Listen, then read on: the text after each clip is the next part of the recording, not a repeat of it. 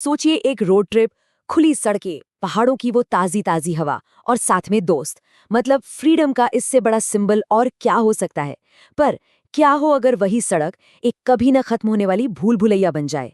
अगर गाड़ी की खिड़की के बाहर की दुनिया अचानक एक डरावने सपने में तब्दील हो जाए। तो आज हम ऐसी ही दो मॉडर्न इंडियन हॉरर कहानियों में गोता लगाएंगे और समझने की कोशिश करेंगे कि कैसे एक मजेदार रोमांचक सफर जिंदगी की सबसे बड़ी सबसे डरावनी भूल बन सकता है।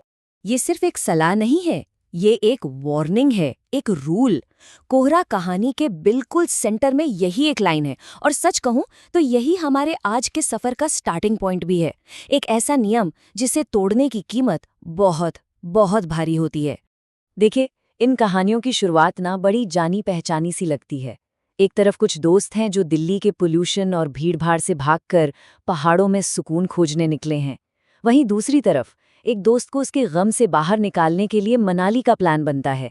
दोनों ही ट्रिप्स की शुरुआत एक ही उम्मीद से होती है, हर चीज से बस भाग जाने की उम्मीद। और पता है, यही उम्मीद और एक्साइटमेंट का माहौल आगे आने वाले डर को और भी ज्यादा भयानक बना देता है।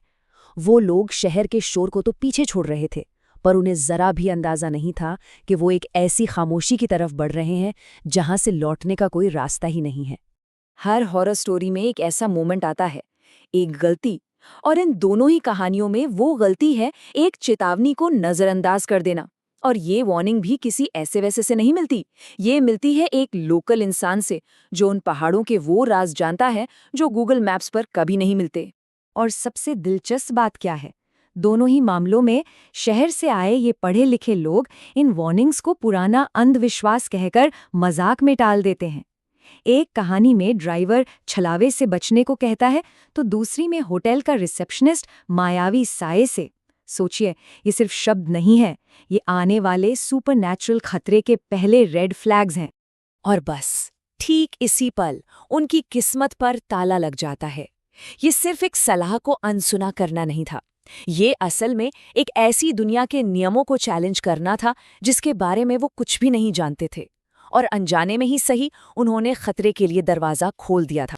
चलिए, अब आते हैं उस मोमेंट पर जहां सब कुछ बदल जाता है। वो पल जब गाड़ी के अंदर की सेफ दुनिया और बाहर के अनजान खतरे के बीच की जो पतली सी लाइन है ना, वो मिट जाती है। और वो लाइन क्या है? गाड़ी की एक मामूली सी खिड़की। तो ये जो कोहरा है ना, ये सिर्फ मौसम का बदलना नहीं है, ये एक जिंदा चीज जैसा है, एक पर्दा जो असलियत को पूरी तरह से ढक लेता है। एक बार गाड़ी इसमें घुस गई तो समझो बाहर की दुनिया खत्म। अब इस कोहरे के अपने रूल चलेंगे। ये शिकारी है और वो लोग इसका शिकार। गाड़ी की खिड़की खोलना कितना नॉर्मल सा काम लगता है ना, लेकिन यही उनकी सबसे बड़ी सबसे भयानक गलती साबित होती है। एक कहानी में रिया है जिसे घुटन हो रही है, दूसरी में समीर है जो एक अजीब से लड़के की मदद करना चाहता है। इरादे दोनों के नेक थे, पर उन्होंने उस एक अकेले नियम को तोड़ दिया जो उन्हें बचा सकता था। और जैसे ही खिड़की खुलती है, डर अब सिर्फ बाहर नहीं रह जाता, वो गाड़ी के अंदर आ जाता है, उनके बीच, उनके दिमाग में। और अब वो उनकी असलियत को ही तोड़ना मरोड़ना शुरू कर देता है। पर सवाल ये है कि कैसे? तो आखिर ये चीज है क्या जो उन्हें परेशान कर रही है? देखिए, ये कोई आम भूत प्रेत नहीं है जो एक ही जगह पर टिका रहे। ये कुछ और ही है, कुछ ऐसा जो अपना रूप बदल सकता है, कुछ ऐसा जो किसी के भी मन के सबसे गहरे डर को जानता है और फिर उसी डर को एक हथियार की तरह इस्तेमाल करता है। इसकी असली ताकत ना साइकोलॉजिकल है। ये किसी के भी डर को पहचान लेता है, उसके दुख को महसूस कर लेता है और फिर उसी को उसका सबसे बड़ा दुश्मन बना देता है। मतलब ये कोई बाहर का खतरा नहीं, बल्कि मन के अंदर छिपे डर का ही एक आईना है। और ये कई चेहरे बदलता है।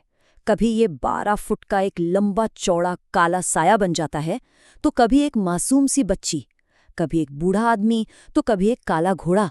लेकिन इसका सबसे खौफनाक रूप तब सामने आता है जब ये समीर के मरे हुए भाई का चेहरा ले लेता है, सीधे दिल के सबसे गहरे जख्म पर वार करने के लिए। ये जो साइकोलॉजिकल ट्रैप है ना, इसका सबसे बड़ा सबूत है मनाली 28 किलोमीटर वाला मील का पत्थर, जो घूम फिरकर बार बार सामने आ जाता है। गाड़ी चल रही है, पहिए घूम रहे हैं, पर वो लोग कहीं पहुंच ही नहीं रहे। उनका सफर अब एक कभी ना खत्म होने वाले बुरे सपने में बदल चुका है। और जानते हैं, यही इन कहानियों का असली डर है। ये साया रिया के पैनिक अटैक को अपना हथियार बनाता है और समीर के दुख को अपना जरिया।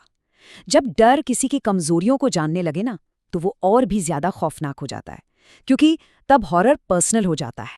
तो सवाल उठता है, क्या वो आखिर में बच पाते हैं? हाँ, फिजिकली तो वो बच जाते हैं, लेकिन क्या वो जीत पाते हैं? बिल्कुल नहीं। इन कहानियों का असली हॉरर तो सुबह होने के बाद शुरू होता है। ये उस गहरे सदमे के बारे में है, उस ट्रॉमा के बारे में है, जिससे वो शायद ही कभी बाहर निकल पाएंगे।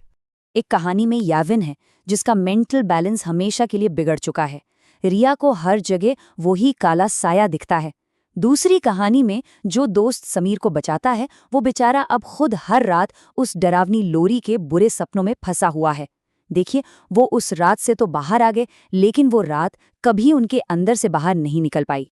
मनाली कहानी के एंड में ये एक लाइन उस कभी न खत्म होने वाले डर को सब कुछ कह देती है। बाहर का खतरा तो चला गया, लेकिन उसकी याद एक बुरे सपने की तरह हमेशा के लिए साथ रह गई। एक ऐसा सपना जो हर रात लौट कर आता है। तो आखिर में ये कहानियां हमें एक ही सच बताती हैं कि सबसे बड़ी जेल हमारा अपना दिमाग है।